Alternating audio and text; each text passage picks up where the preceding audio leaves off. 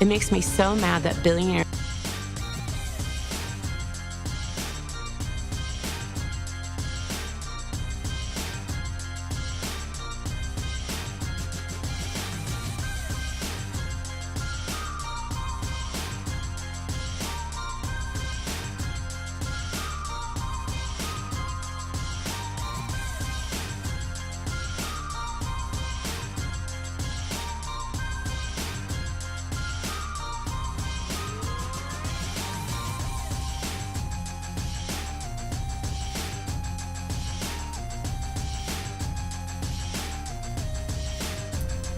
Woo, feeling good tonight, everybody.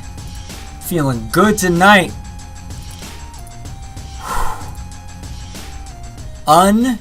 Say it with me. Unbeaten. Unbeaten against who? Against Messi's Miami. That's right. Ooh, that feels good. Very few teams can say that in MLS. Very few teams can say that in the world. You know, that's something you can put in your cap. That's a feather. Wow. And every one of these games against Miami has been electric. It's been wild. This one came down to the wire. We were right there knocking on the door. This close. Speaking of doors, Amador shut it closed tonight, stopping Luis Suarez from just tapping it in and making this a nightmare scenario for us. 3-1. But wow. How does it work in such a way where he's just there, turns his back, hits off the back of his leg, and for such a competent, experienced striker, just not being able to place it to where he just isn't. It was amazing. I was like, you put Suarez in front of the goal with a ball right there, he's gonna score. Doesn't matter. But nope, right at Amador. That was incredible. Like, when that happened, you had to know something special was going to happen here. It's like you can tell when a team makes such a, like, they almost seem lucky, like, you know, such a defensive feat. They turn it around, they feel the momentum, things go their way, and that's exactly what happened. We felt the wind at our backs, and man, did we capitalize. It stinks that we couldn't bury them with a third goal, which was definitely coming. You could feel it. Everyone could feel it. I'm sure in the stadium, everyone could feel that swelling of energy at the end. Man, it was palpable on the TV. Yeah, I really wish I could have been there. That's an exciting game. That unfortunately we didn't get the 3 points for. But to me, and the fact that I've basically already signed, writ this season off, that's a big W for me, this draw, and the fact that we can remain unbeaten against Miami. That's pretty darn cool. So all else is not great when it comes to the season, but that is something you can be at least a little bit proud of. So, and not only that, the first half not so much, but the second half and in totality, the team showed that they had still left some fighting spirit, and they were willing to put it out there tonight. Whereas, obviously, last game they didn't. So it's good to see them bounce back from that. Like we say, it's like they play up to their opponents and they play down their opponents, and it's a roller coaster with the team up and down. But at least it makes for exciting games when a good team comes to town. All right, well, I'm gonna stop talking for a minute. Let's get AJ in. AJ, how are you doing? Just got back fresh off of Marta. Where's your Marta swag? Do you have it yet? I do not have the Marta swag yet, but yes, the swag is a little bit back with Atlanta United, at least for tonight.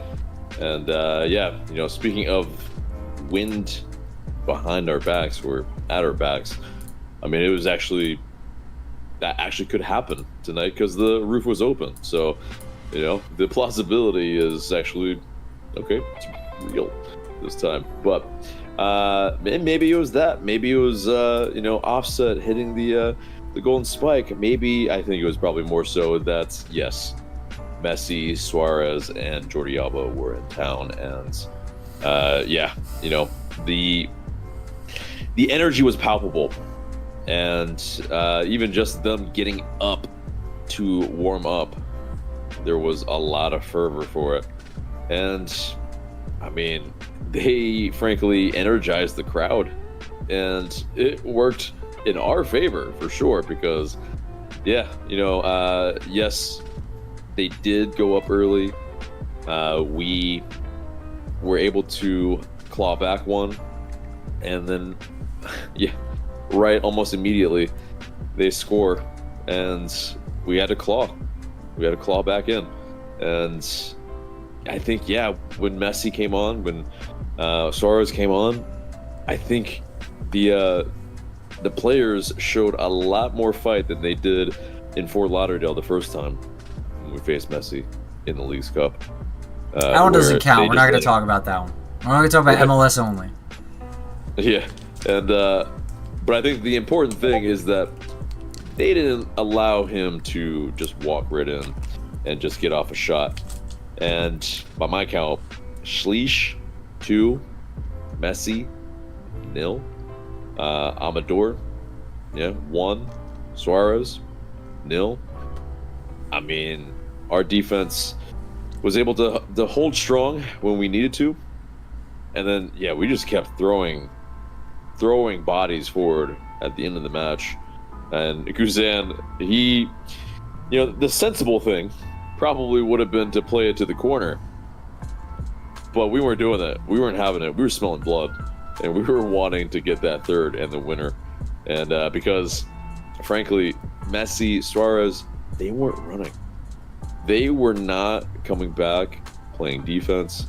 They were not going to press either, and that just helped us.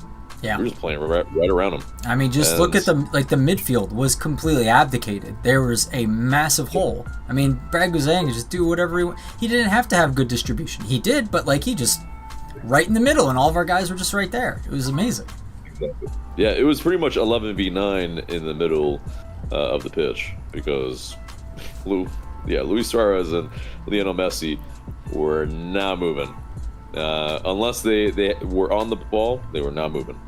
And it really worked out. I mean, and I mean, just to start it back from the beginning too, it's like, we're trying to do the starting off hot, and we start off with 3 guys at the midfield line, and we're trying to kind of replicate that the fastest goal that we've ever scored in our history.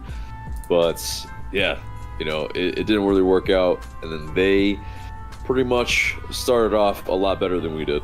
And it was interesting, the strategy that we played against them, because with their team, it really wasn't like where they really had anybody that could really hurt you, but they, I think, positionally were just moving a lot better than we were in terms of kind of with their triangles, with their patterns of play, and it's like the high line that we played, the mid block that we played.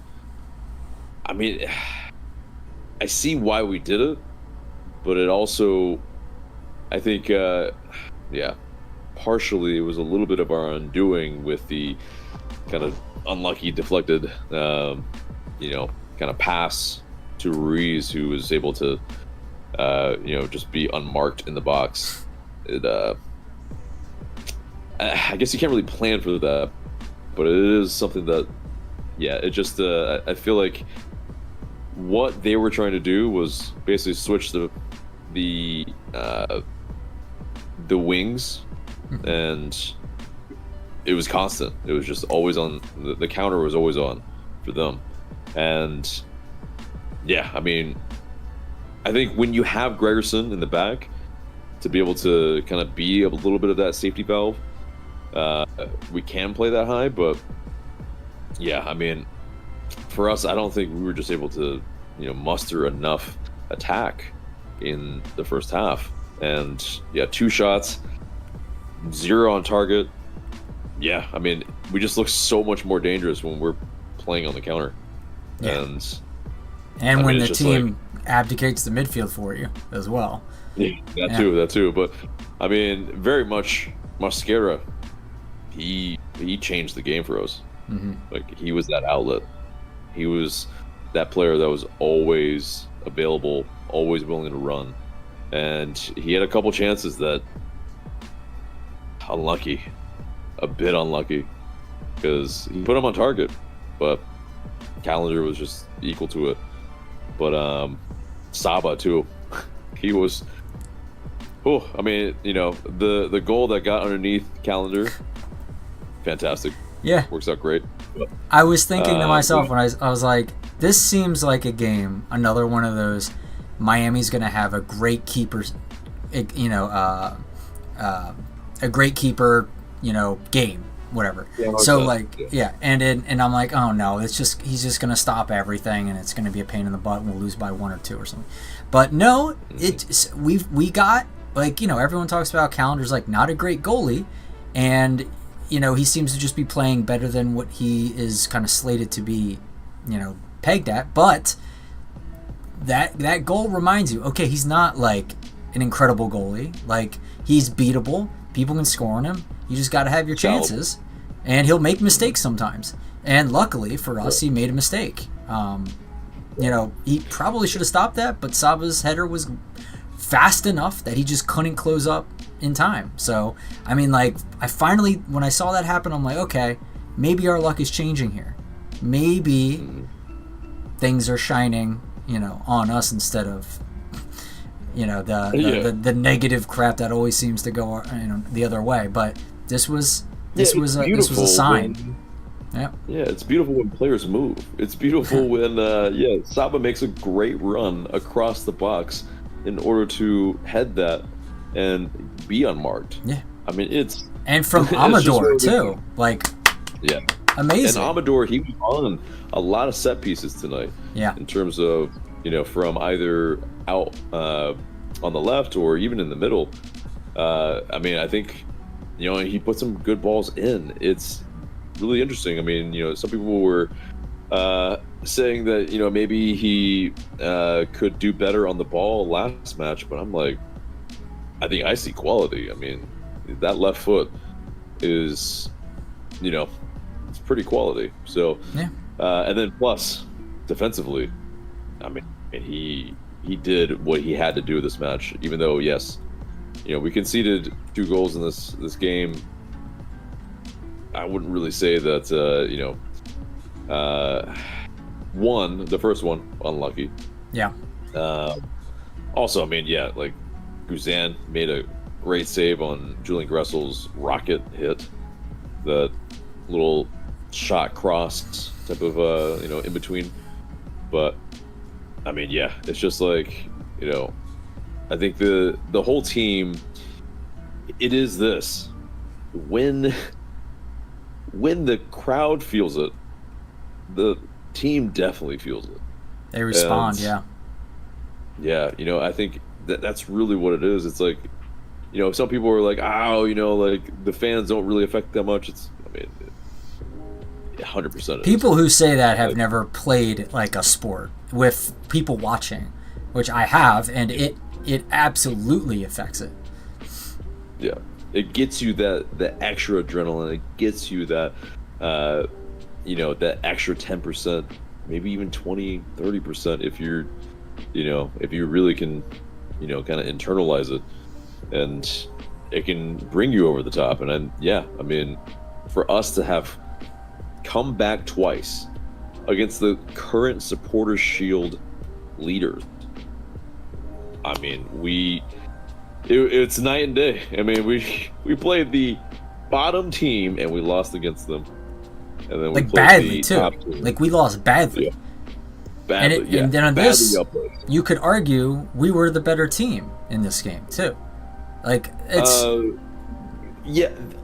think it's a game of 2 halves. Unfortunately, with the cliche, that first half, it was a game of 2 halves, but like, I don't think Miami found the solution and unlocked our defense and just outplayed us to win those goals. I think they got fairly lucky, and they're lucky they were able to come away with a point from this game.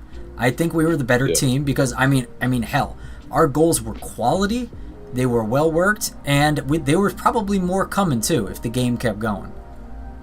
Yeah, so on that, the ref blowing the whistle like almost immediately while we were attacking. Yeah, I mean, yes, it was a backwards pass, but man, come on. Like, I think there was a little bit more time from a little bit of time wasting. So, you know, I think he blew it a little haphazardly. But as well, we haven't talked about Alexei Miranchuk's goal. I mean, yeah, it's just finally so well struck, and yeah, the way it curls, I mean, just unstoppable. And you know, kind of their fault to really give him that much space. And I mean, I think Miranchuk, even before that, I think quietly had a pretty good game with, you know, the way he was able to spread it around, and kind of, yeah, especially in the second half, kind of keep us moving forward, keep us ticking a little bit.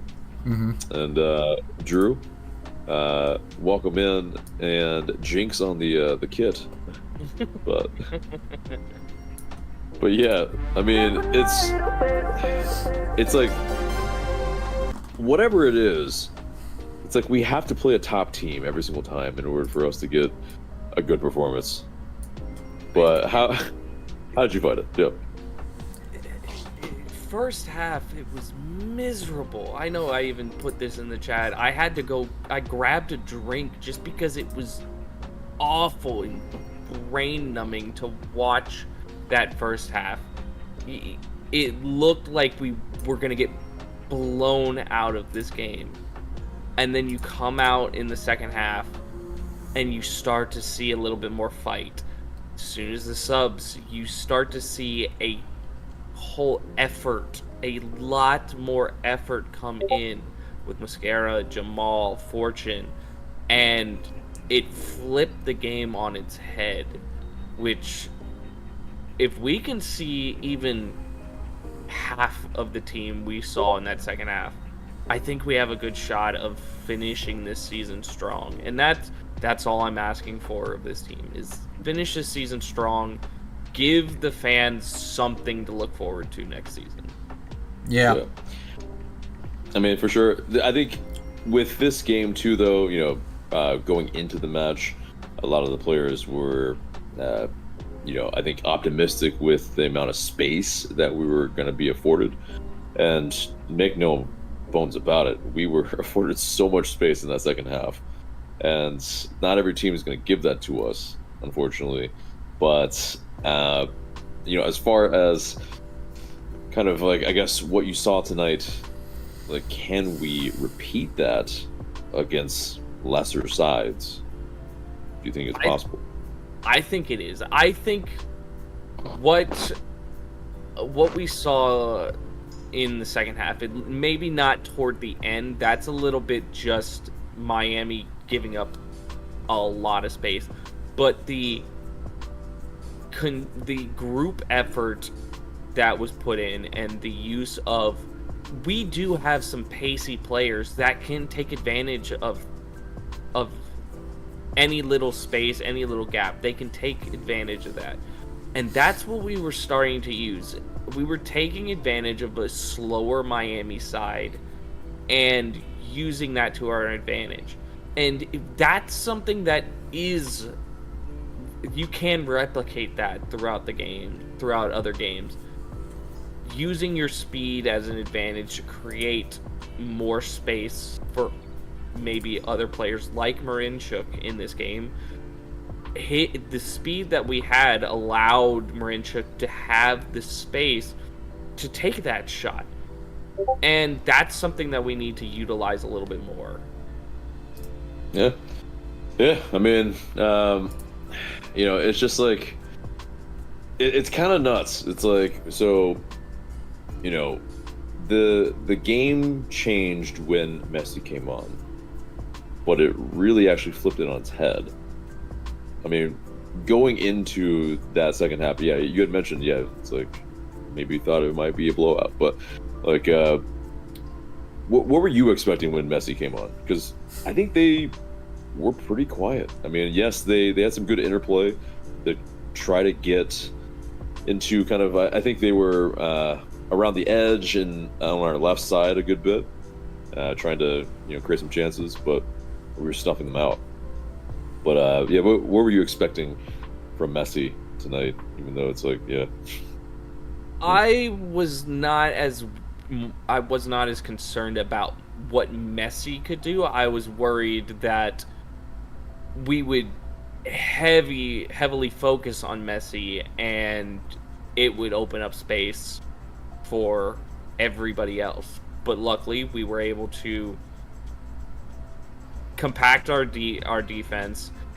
Schleich played really well on Messi and kind of just did enough to never give him enough space to get a clean open look, and the rest of our back line did well enough just to keep doing what they were doing and staying focused and playing well against Miami, and it allowed us to flip the game. The energy in the building, that was probably the loudest I've heard the Benz in months. It was insane. And as soon as we started taking the game to Miami, that building started building up the energy in that game, and I was shocked we did not get a third there. We were so very close. Yeah, we were peppering their goal. I mean, it was a barrage of chances. I mean, yeah, from Mosquera to Tiare to Saba hitting the post. I mean, it's a deflection, but still, it's like, oh yeah. Man. Like, and then the one at the end that Saba just missed. Oh yeah, exactly. Yeah, that one, and then there was another shot as well. I'm trying to remember. Was it from Miranchuk? Yes. I think it was. Yeah, and that was just wide too. Inches.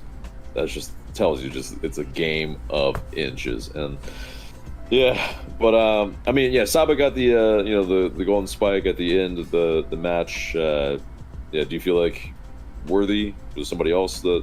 Because I mean, we can finally talk about, hey, maybe some man of the matches here. Yeah, I do think it was deserved from Saba. Even in the first half, you could see he was trying. There was a lot of effort from him. There was that one play that drove me insane. Saba's running in behind, wide open, and Rios takes the ball, and you're just like, come on. Yeah, come on. It's difficult, but it's like, yeah, someone's got to speak up, Yeah. But it happens in a split second, and it is, to be fair, going at Rio, so he's like, oh, I guess this is a pass for me. But yeah, like if he just dummies it, oh, he's in, and yeah. But yeah, I haven't heard from you in a while, Michael. You still there? Yeah, no, I'm here. I was taking care of a disciplinary action I needed to inflict on someone on Discord. So. You saw that one too? Okay. Yeah. Someone was being rowdy and not very proud, so he had to get the boot. Yeah, ban number if you need to. But yeah.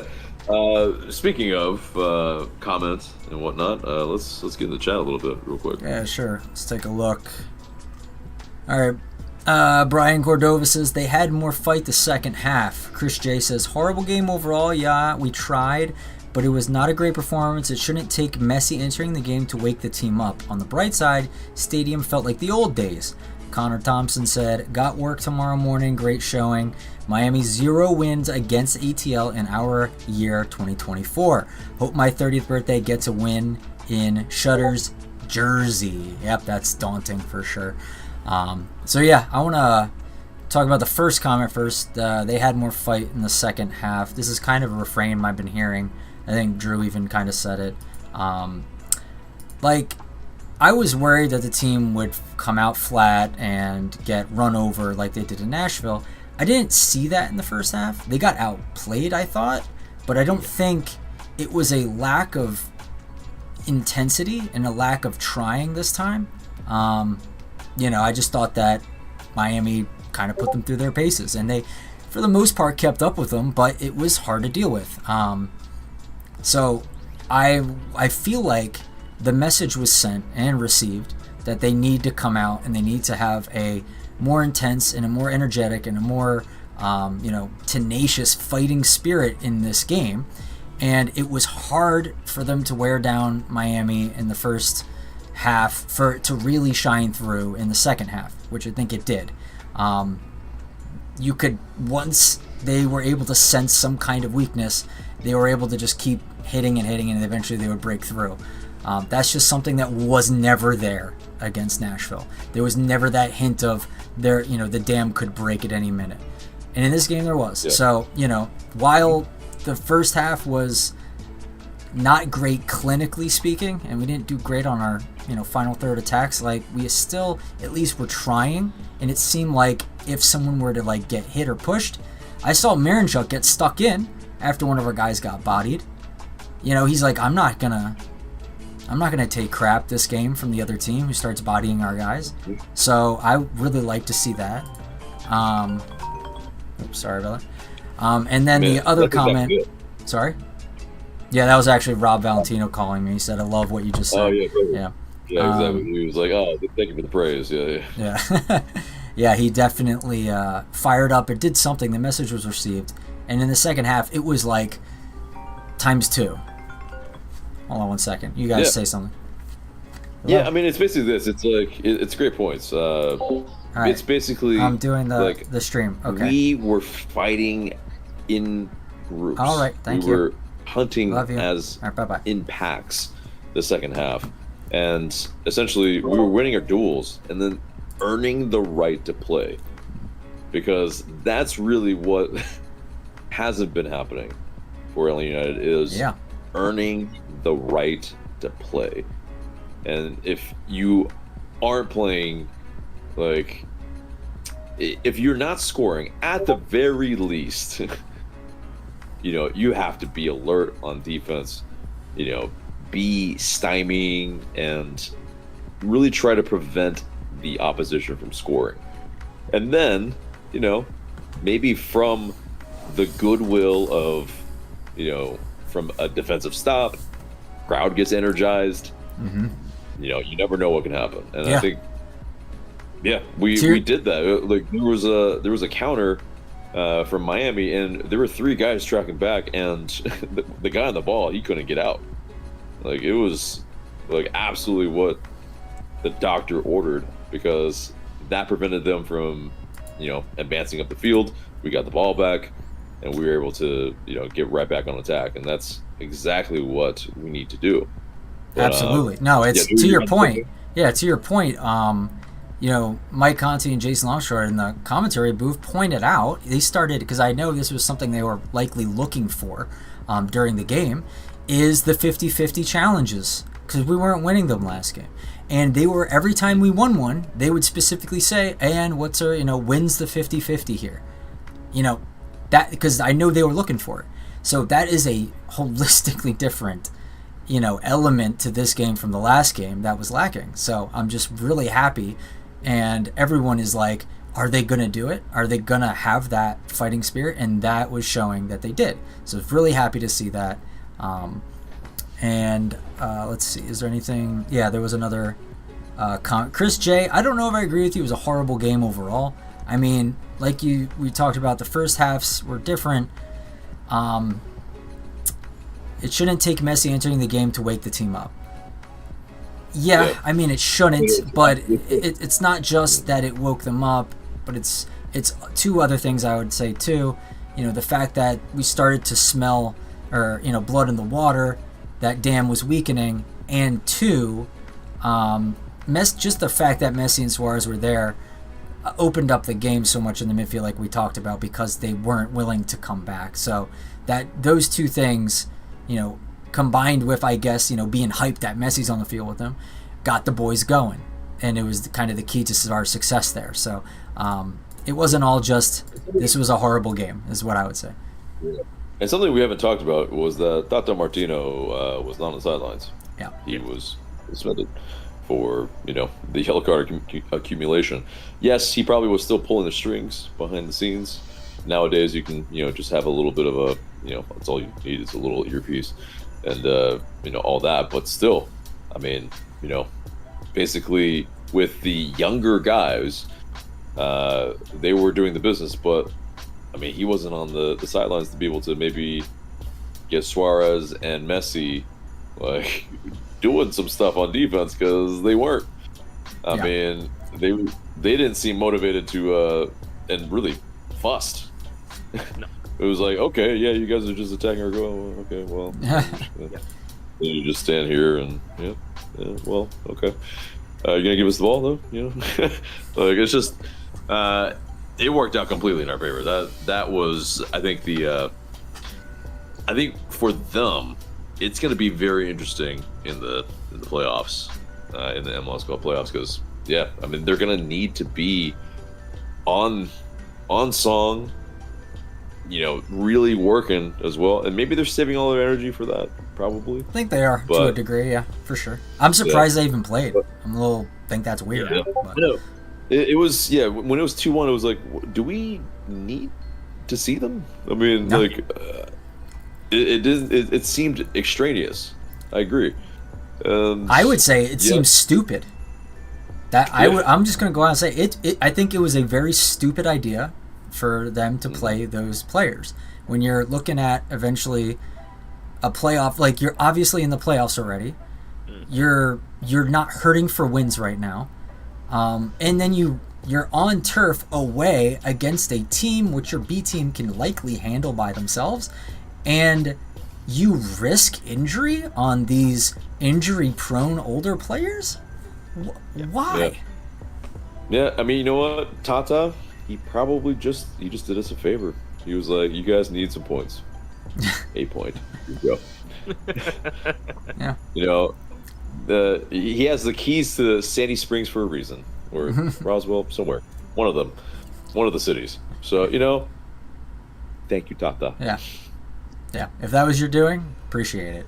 I mean, I think Jason Longshore said, it could just be that it may not make sense, but at the end of the day, Messi could just go, I like to play soccer. Let me play soccer. It's like, okay. All right. That's what it is. That's what it is. He hasn't played in the last 2 months, so it's like, but it is still. It's odd. Like, that's three games in 7 days, where in the first 2 he went like 90 minutes. It's wild. Right.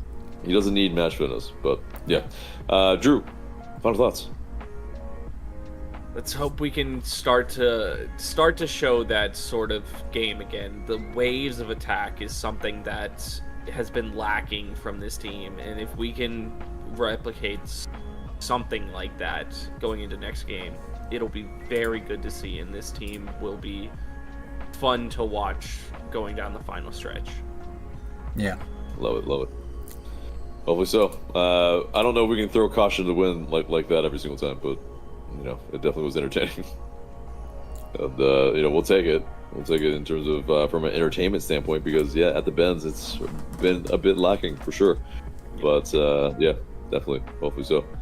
But Drew, thank you so much. As always. Have a good night. All right.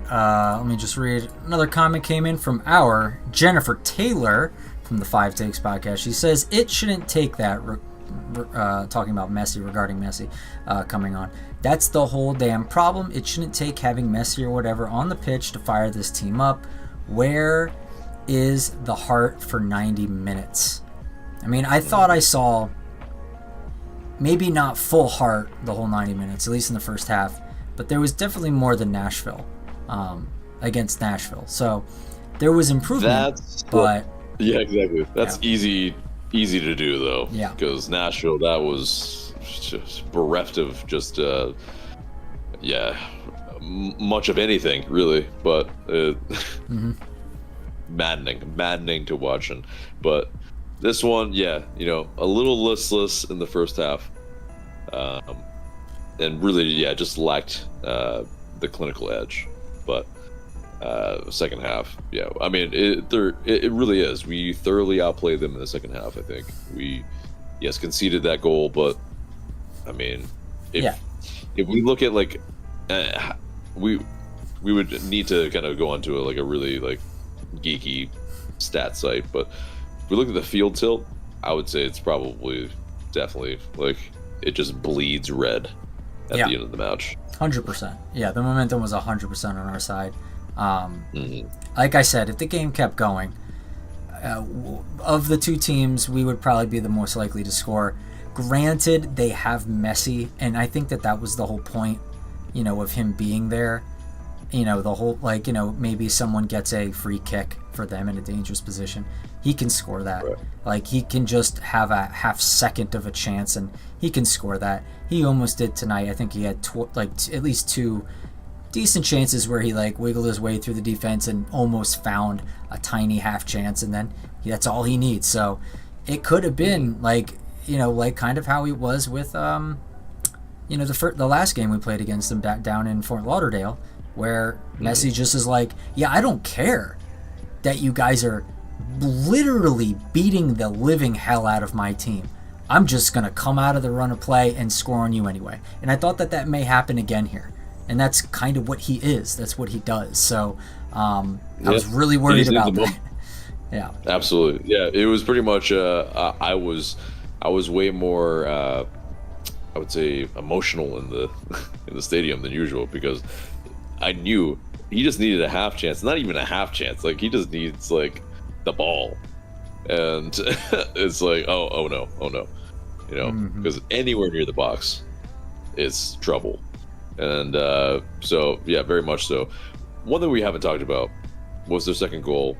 And I didn't see the replay, but the fact that our wall was like a sev, and it just went right through. Concerning. We took it all that time to set up the wall and everything, and yet it goes right through the wall. That's just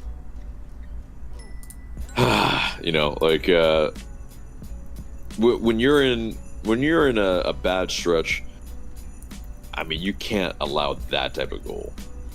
Like, that's I guess it's kind of exemplary of probably our luck, possibly. But yeah, both goals essentially probably shouldn't have happened. Yeah.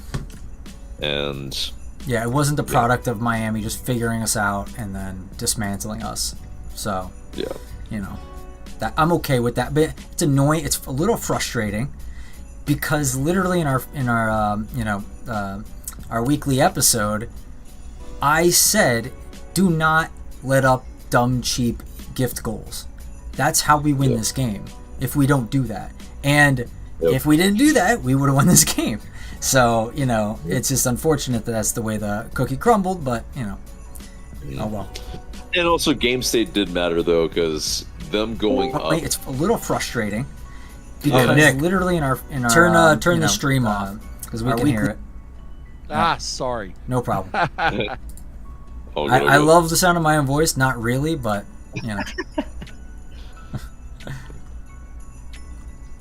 But yeah, Nick, welcome, and Hi.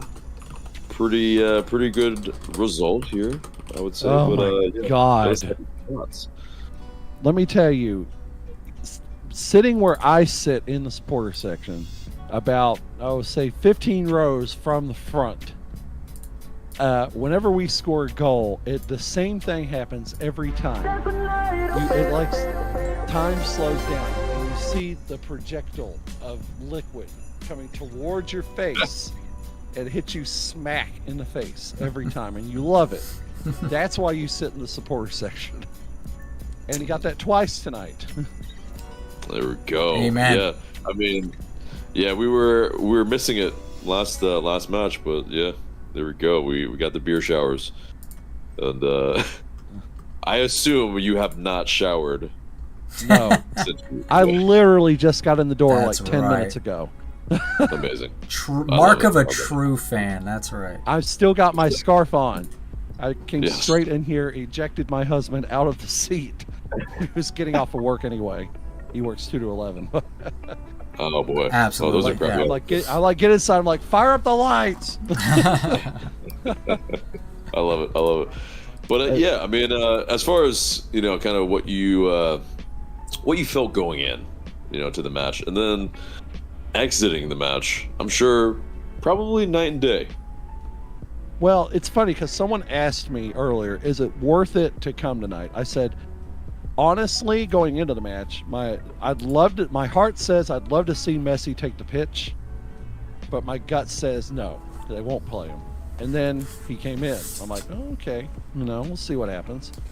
Of course, we were down a goal at that point when he came in, and then all bedlam broke loose.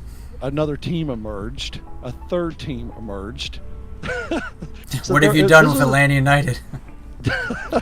I'm like, who are these people? Where did they come from all of a sudden? And I was liking what I was seeing. They were playing. That was a team on the pitch. That was not the team I saw last Saturday. That was not the team I saw in the first half of tonight's match. Bar none. They showed some effort, and I applaud them for it. Yeah, and it wasn't just effort too. It was effective effort. There was a lot of effort in the first half, but it just didn't do anything. It didn't go anywhere. And some quality on the ball. But big butt. Yeah, go ahead. Yeah, but it shouldn't have taken so long for them to wake up. I felt like, and granted, I haven't heard most of what you said tonight, that they felt a little bit. It was like status quo in that first half. It's the status quo again. And I was like, well, okay, But I was glad to see it turn around. I really was. Yeah. Yeah. Really excited. It was like a hangover from kind of 2022 and 2023, like early on, when we would always be coming back from losing positions and either drawing the game or getting a winner. This felt like that type of game where, the fans were actually engaged and, pushing for a winner. Obviously, we have not had a lot of that type of energy this season. And, obviously, I think the strange part is it took Messi, Suarez, and Jordi Alba coming on for this game to change. But, yeah, I mean, it's like, I think it just exemplifies, like, how important the fans are to actually the team having success. But do you agree with that? Yes, definitely. It was like an oh shit moment. And then we woke up, It's like, here come the big guys. We better play now. Yeah. It's a bit of that, right? I mean, it has to be to some degree. To this game. Yeah. There's a mental component to this game. And that was the mental component. Was, oh shit, here they come.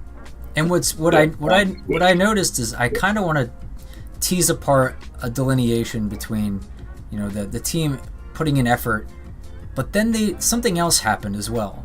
When they came on, and then when they started to see the dam break a little bit, what they then seemed to have then is belief in themselves, that hope, like we can actually get a result here, we can win, we can do this. I feel like there are some games where that hope that is just completely overshadowed by cynicism, like some kind of fatalistic notion that there's no way they're ever going to get out of this game with a result. So we were that close to winning the game multiple times. Yeah.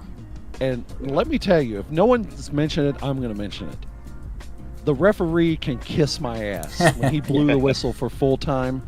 We were all yelling like, why are you whistling? Why you whistle for full time? And we were on a break at that point.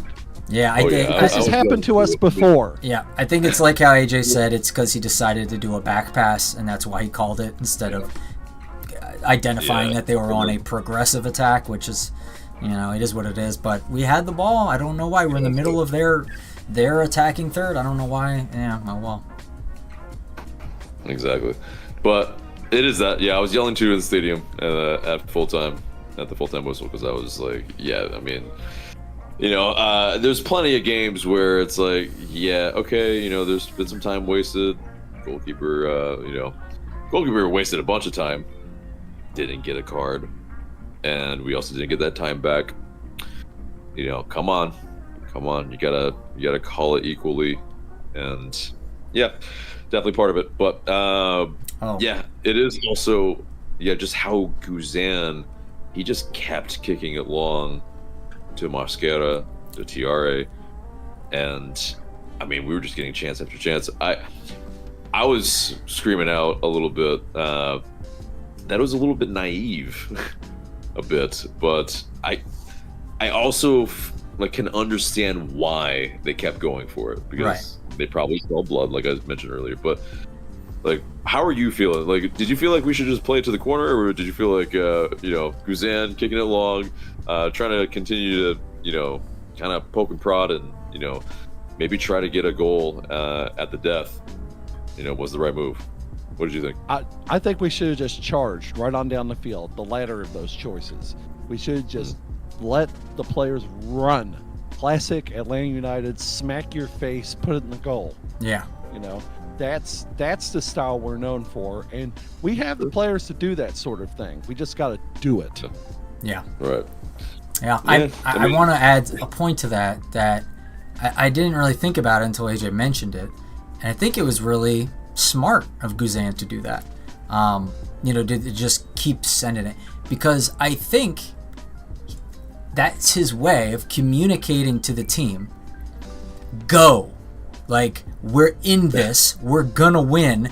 Go, go, go. And I'm just gonna force you to go. And then just so that way no one eases up. No one rests on their laurels. They just keep pushing, and they feel that energy being generated all the way from the back, like a wave going up across the field and pushing everyone forward. I think that was, maybe if that was in his mind is what he was doing, that's smart to me. That's a way to communicate, because maybe yelling is not going to do it, or his hand motion's not everyone's watching. This is a way that definitely, to me at least, communicates that the team starts from a first position from the goalkeeper of, we are going forward nonstop now. And everyone kind of got on that page and was like, yeah, we're going.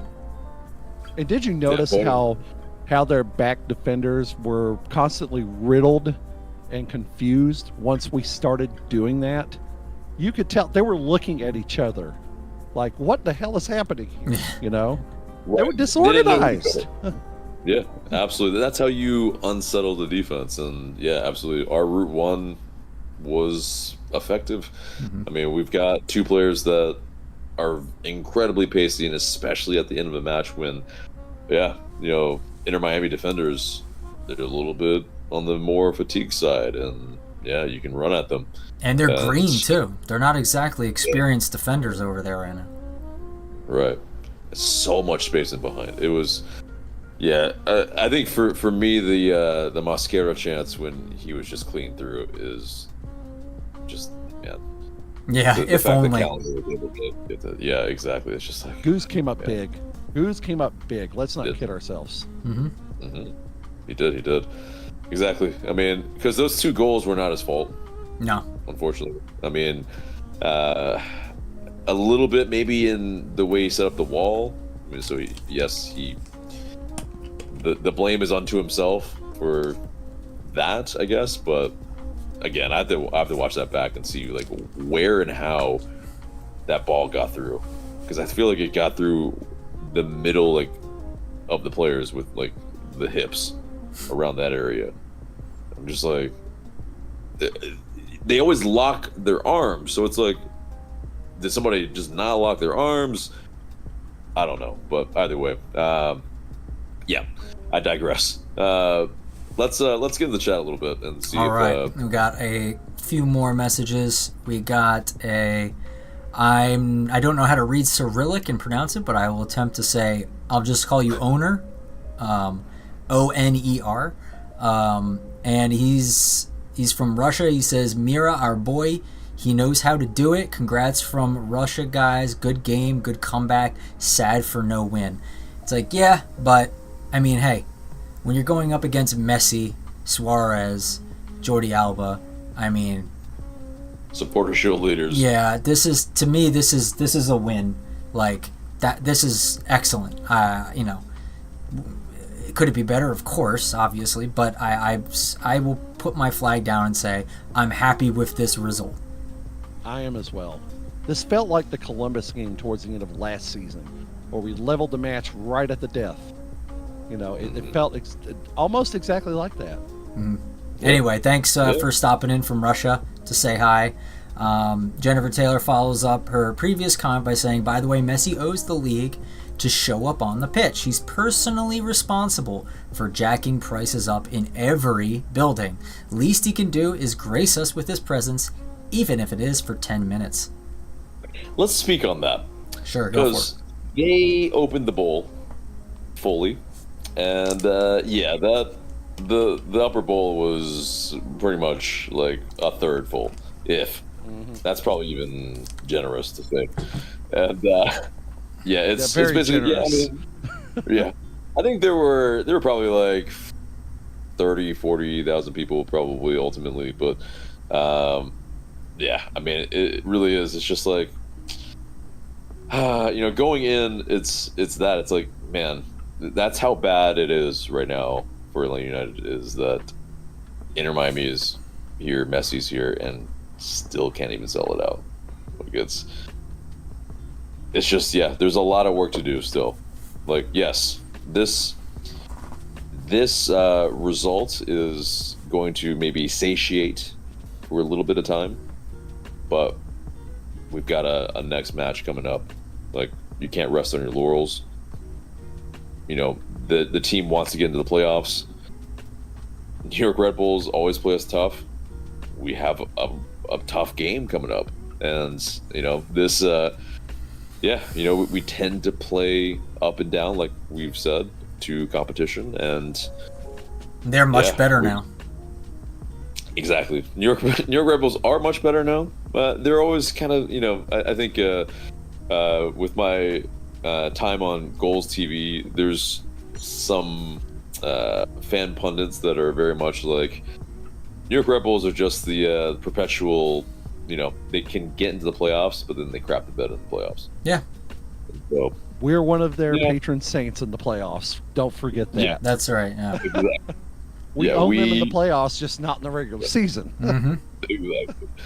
And that's really what it is. It's like, they're a team that, we will need to take seriously, and hopefully we do. And then, we show a lot more of a kind of a difference in how we've played them in the past. Like, it's been a little bit of time since we played New York Red Bulls, actually. And I think if we can be that team that is direct, like we're doing at the end of this match anyway, and maybe really eschewing the possession, I think we can get at the New York Red Bulls. But we'll get into all that kind of match preview stuff before. So a couple the more next match. comments. Get your comments in, guys, before we head out of here in a little bit. Jeffrey Barber says, what about the search for Boca Negra, I guess a replacement for Boca Negra, and a head coach? I mean, those things are currently happening. Garth is heading up both of them. He is the one who's put himself in charge of that solely, basically. So this is, all of these hires are going to be squarely on his shoulders. Right. There are search firms that he's hired for, for those positions. I believe it was Felipe Cardenas who was talking about that he ran into Lagerwey, and he basically, was affirmed that yes, the search is still happening. Obviously, as far as what he's going to give away, he's not going to give away anything before the end of the season. No. Come on. Yeah. But it's as far as this, it's also interesting because obviously, Patrick Vieira, he's been linked to us. That's my money. I think that's the smart money. Right, and then there's Greg Berhalter as well. No. Oh no! I heard he's linked to Let him Chicago. go to Chicago. Yeah, exactly. I know, right? And yeah, exactly. He's probably from there, I think, or New York. No, he's from New York.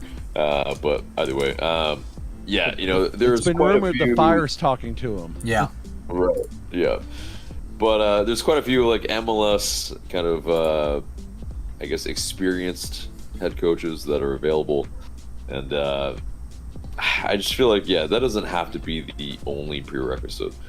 Like if there's just pedigree beyond that, and they're willing to come to MLS, they don't have to have MLS experience. Just like Tata. Well, he did stipulate one of his pressers that you also have. He prefers to have someone who has experience in a cap league as well, which Spain does have one, and he mentioned that.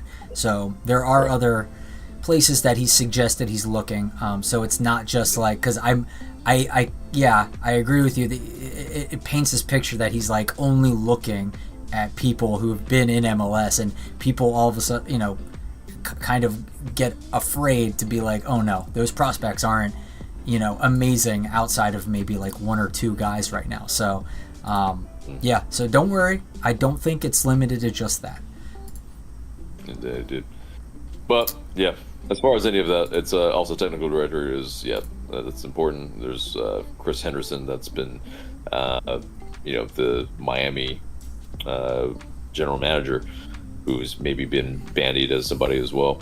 So there's options, but Henderson's also worked with Lagerwey, so that's maybe a possibility too, and he's maybe being iced out in Miami, possibly. So I don't know. I think there are maybe better hires too as well that we can probably make happen. I think it's just probably in the middle of a season. I think we got to get to the off season, and then absolutely, at this point now. And Jeffrey Barber, just keep watching the weekly videos. You'll get when we hear, you'll hear first, or join the Discord. That's where you'll get the information first. Omar says no icon hat tonight. What the hell? It's right here. I just thought I'd treat you to my fresh new haircut today, so that's what you get. Good. That's what you get tonight. So you're welcome. So Jennifer Taylor says face value, if you look at the ticket cost for tonight for supporters, was $129. Buckaroos, Somalians. Face value for Montreal in 2 weeks is 16 smackaroos. So nobody really wants to see Joseph, do they? Yeah, I guess not. Yeah, I guess not. Yeah. And then Jennifer Taylor also puts a how do I say this? She says also screw New Jersey twice. She had to say it twice. And while I am from New Jersey, I also concede that is an appropriate thing to say about New Jersey. There's a reason I left New Jersey. The best thing about New Jersey is the things outside of New Jersey, Philadelphia, New York. So there's a bit of self-loathing there, I think, in terms of that. But Mavery in his cuisine says, hey, what's up, long time no see. Well, you decided to pick a wonderful time to come and hang out with us. It's not a loss, and it's actually a quite it's one of those draws that feels like a win, because you're going up against a titan of soccer lore, and we were able to not put them to the sword, but we look like the better team overall, in my opinion. So this was a good game to catch.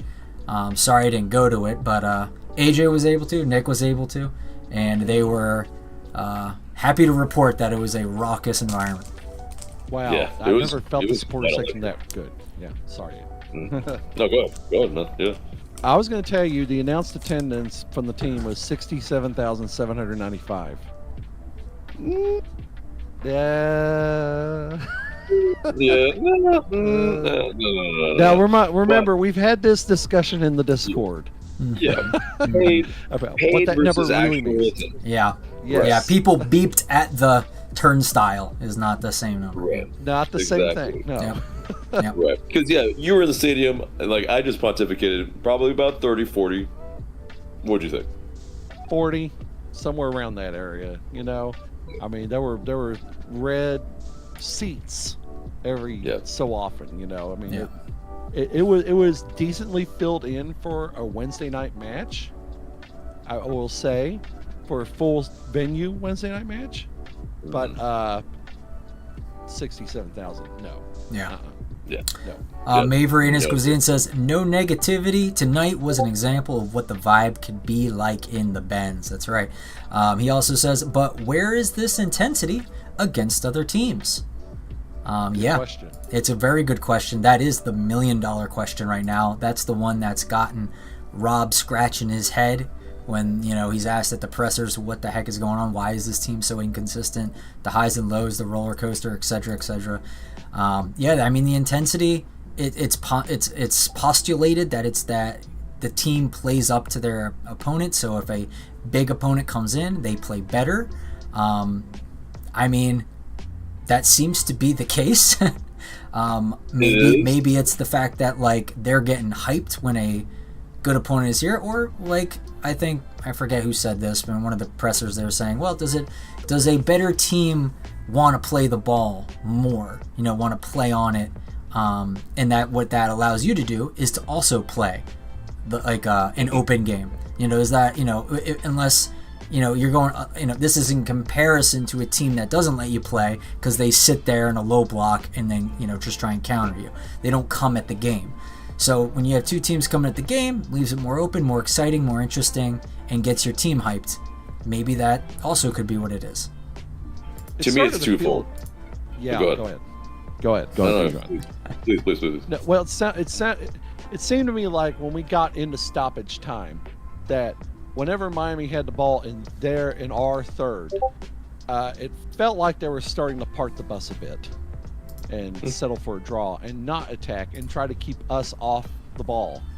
And well, it didn't really work, did it? Because we kept pushing and pushing and pushing and pushing and almost got that go-ahead goal.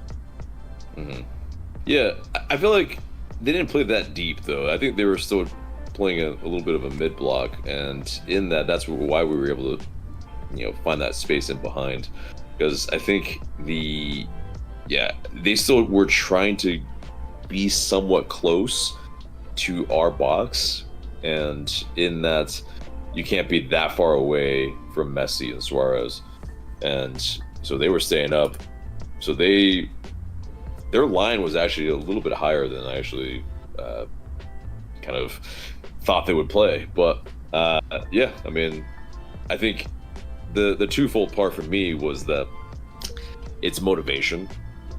The players, it's something about it where the occasion, they're playing to the occasion and letting emotions kind of play a part of it when they really need to kind of figure out how to be ruthless, how to be clinical, how to be a team that fights for each other instead of playing as individuals, which I think we've seen this team often do. But this game, especially the way we ended it, we played as a team, and we were hunting in packs, we were attacking in numbers, and it didn't matter who scored. It was about who could find the final ball. And yeah, that part important to carry over. The other bit is that we don't have enough talent to actually play against the rest of the league that plays us a little deeper, that plays a low block, we just don't have the technicians. That's just straight up what it is. And we're not coached well enough to be able to break down those teams. And we don't have those patterns of play to actually do that either. And so once we get, unfortunately, Rob Valentino, great guy, not the coach that can get us to a championship level, unfortunately. And the players on the roster currently are not the players that can get us to a championship level right now. There's gonna be turnover, there should be turnover, and that's why we're at where we're at. But in the meantime, all we want is effort, and making sure that we don't get embarrassed from game to game. Yeah. Like, that's base level right now. And this one, at the very least, against Messi, we did something. Yeah. We showed some effort. We showed the fight. We showed that a God King can bleed. Yeah. And so, that's really, I think, probably the crux of it, but anybody else can add to it. Yeah. Before I say anything else, Nick, did you see a picture that was posted in the Discord today? There's someone saw a lucky fan in the at the game today, and someone snapped a picture. Oh my God! What the hell? He got posted on Atlanta United's That's the second official time this season this has happened. Instagram account. It's the second time, because I don't know if I mentioned this before, but the day we played in Montreal, this was back in like July. I was out of town. Me and Greg were in Columbus just for the day, just to go shopping and whatever. And all of a sudden, I start getting pinged on social media. They're like, "Nick, is that you? Nick, is that you?" And I'm like, "What are they talking about?" Then I see what it is. It's the email blast that goes out with the match day information. And there I am, right there, during a supporter march in a previous match. And that's during the chant circle outside. By God, the determination on my face. Yeah. Holy hell. I love that. I love that. The team got their inspiration and energy from this. I can tell. I am humbled and honored that I can bring anything. Like we said, this experience. it's clear. It's clear this team works on emotion and they work on hype. And if they feel the crowd is behind them, they can do some special stuff. The Hype Depot is real. It is still real. We are there. We bring it every freaking match. All right, let me get at a couple of these comments, and then we can head on out of here soon, a little bit before midnight, hopefully. Mavery says, side note, though, we'll discuss those MARTA-themed apparel prices later. Yeah, they're a little high. Omar says... Yeah, it's dope. It's dope looking, but in this climate, in this economy, in this form... Yeah. That's bold. That's really bold. For a t-shirt. All right. No, yeah. So Omar says Messi should be our coach. He can motivate our players very well, apparently. That's true. He can do that. Yeah, maybe we can just, or maybe, if it has to be him on the other team, maybe like we can just do a quick, he transfers to Red Bulls real fast just for one game. That'll help us out. Mavery, or maybe this, maybe the coaches just need to put a hype video for the other team, and basically just really just every single match, oh man, their best player is so good. It was Forsberg, whatever his name is. Yeah, Emil Forsberg. But and just really hype up the actual team to be okay, well, we gotta step up. This is such a really good team, and maybe they can't be fooled that easily. They have the internet, but you never know. Yeah, Mavery says all we want is effort. Preach, AJ. That's 100% right. Brian Cordova says during winter break they're gonna need to clean house. Too many players not giving all every game. Yeah, 100%. I think we all are under the impression that this team is going to look substantially different come next season. Yeah, the next head coach is gonna have to bring accountability. One of the gonna be the hallmarks, one of the non-negotiables is accountability, because these players have had it too easy. They're just coasting. We've talked about this before, maybe in maybe this year, last year as well, that some of these players look really comfortable. Yeah, well, it's because it's because the death piece behind them, if the coach wants to win a game, they're probably not playing that guy, and they know that.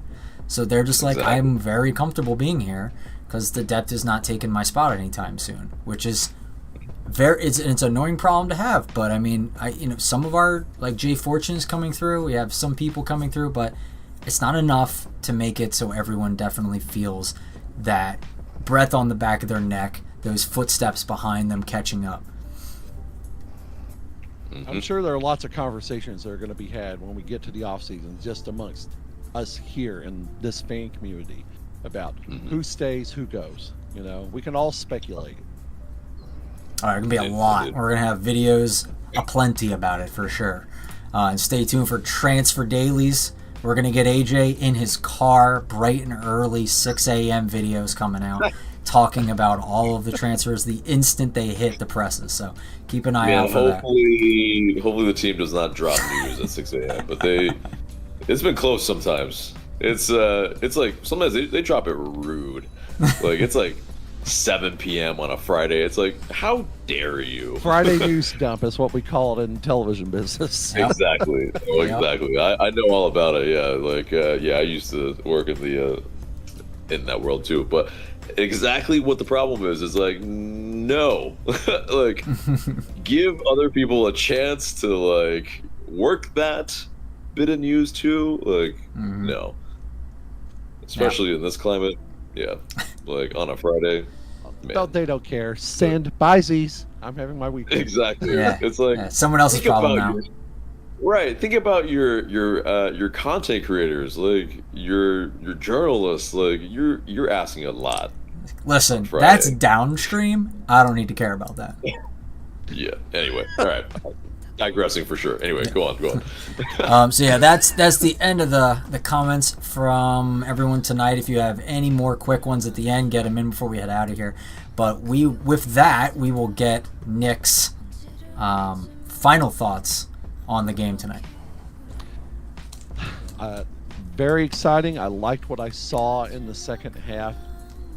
We should definitely play like that all the time. That goes without saying. I think everybody's had that opinion tonight.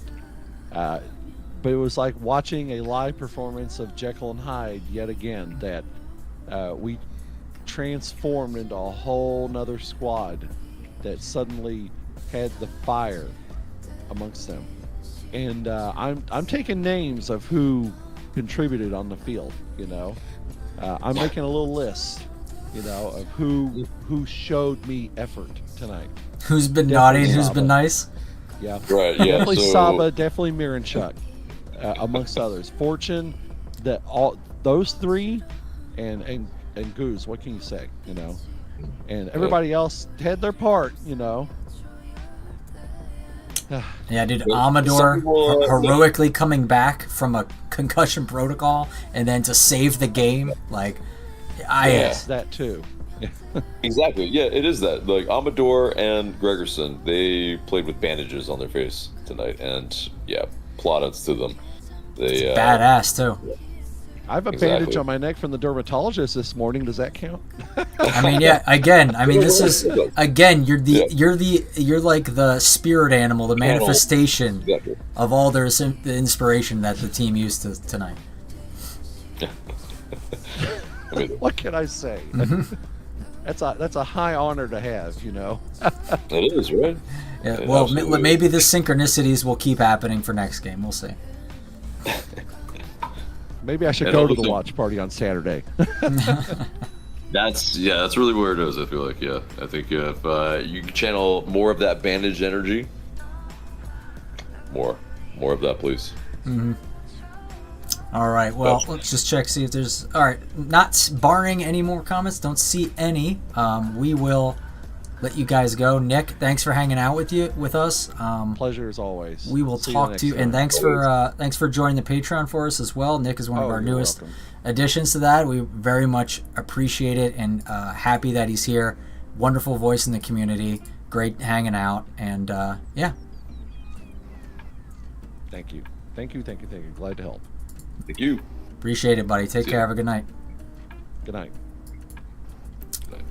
All right, so, we haven't done this in a while, but AJ, who are your 3 stars for tonight? Because we can actually do that now. I know, it's crazy. Well, I think the ones that are obvious obviously Saba. You know, He's your number one? I think so. I mean, I think he was always spearheading the attack. He was the most dangerous threat on the night.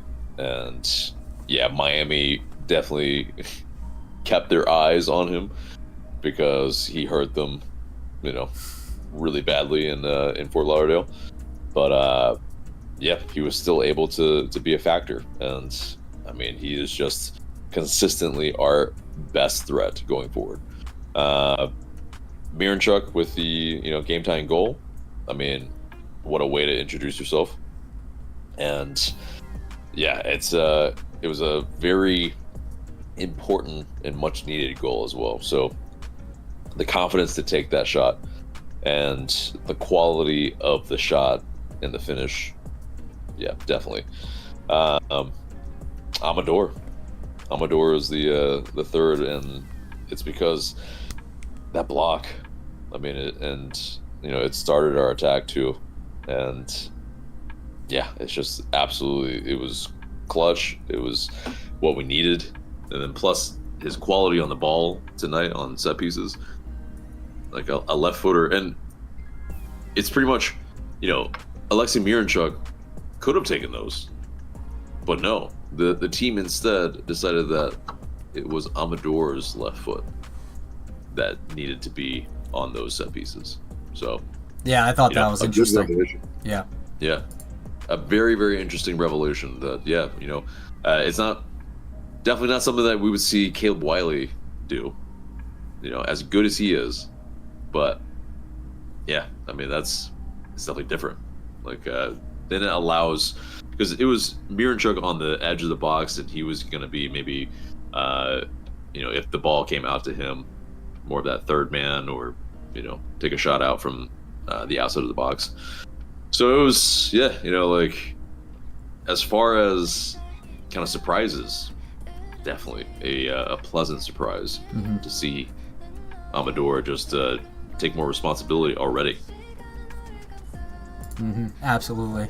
I mean, that shot from Miranchuk, like, that, he's been wanting that so badly. We've all been wanting that so badly. Every game he takes at least one like that in hopes that, you know, it goes in and it sparks something. And boy, did it this game. So, I mean, I'm just very happy that he got that, because I was starting to get worried that this might start to affect him mentally. Like, you know, it felt like a little like Aruju, where he just kept skying it. And the frustration kept building, and the criticisms from the fans kept coming in and messing with his mental. And I'm like, no, please, not like this, not this. And luckily, he's broken that. He's got that out of the way. He's got his first goal tallied. Hopefully, he can string a couple of them together and keep his confidence going. That's my hope. But again, it doesn't even have to be just goal scoring. It just has to be affecting the game, and I think he hopefully will be able to do that. Yeah, you know, assists, goals, any sort of final third action. I feel like, you know, even if it's the hockey assist, you know, like, all of that is gonna obviously help our team, and you know, obviously he's got the quality to do it, and so, you know, he's off the mark. Hopefully he can really kick on and, you know, really just kind of spearhead our attack and make it, you know, a lot more potent than we've seen. Yeah, absolutely. All right, so we are. Jeffrey Garber says, "Good night, Nick." Omar says, "Make the Benz chant again." Yep. Hopefully that is something that continues in the next home game. It's just consistent and everything. It's going to come down to a lot of things that we just don't know, you know, if the team's going to show up, you know, because we've seen this song and dance before. They do great, and then they go away, and then they come back, and then they go away. So it's lack consistency, all season, and you know, it's like, are we a team that's good at the defense? Are we a team that's good at, you know, counterattacking? Are we a team, like, what are we, you know? And I think that's just the crux of it, is that we're also a team that lacks identity, and you know, I don't know if we're gonna find that in the next 6 games, but yeah, you know, at the very least, you know, I think we can work on the basics, the foundation of it, and you know, if we can sneak into playoffs, well, maybe we can at least, you know, kind of set kind of the building blocks to the direction that we need to. And Absolutely. salvage at least mindset. Yeah. Prop us up a little bit, a tiny angle higher, you know, to get us ready for next season. So hopefully, let's cross our fingers, hope and pray. So we'll see what happens next week. Yeah, so that'll basically do it from us tonight, everybody. Thanks for hanging out. We're going to get you out of here a little bit before midnight. That's good to go. Yeah, it's been real. And not a loss. It's still undefeated against Messi's Miami. Whew! Never what I thought. Never would I thought I'd say those words. Like, never. So, Yeah. Wow. Especially this season. This is one of our worst years. So I was thinking about this earlier today. If you don't count the 2020 season, which a lot of people don't, this is our worst season. But if you count that season, then that's the worst. So yeah, the trajectory is pretty much, it's poor. It's a poor year, and could be, if we don't get any other points, this is our worst year, and we're not on a crazy pace of points per game. So no, it might be. But anyway, guys, thanks so much for hanging out and hanging out till almost midnight, everybody. Remember to like, share, comment, and subscribe. That's Michael. I'm AJ. Thank you so much for watching. We'll see you in the next video. Bye-bye.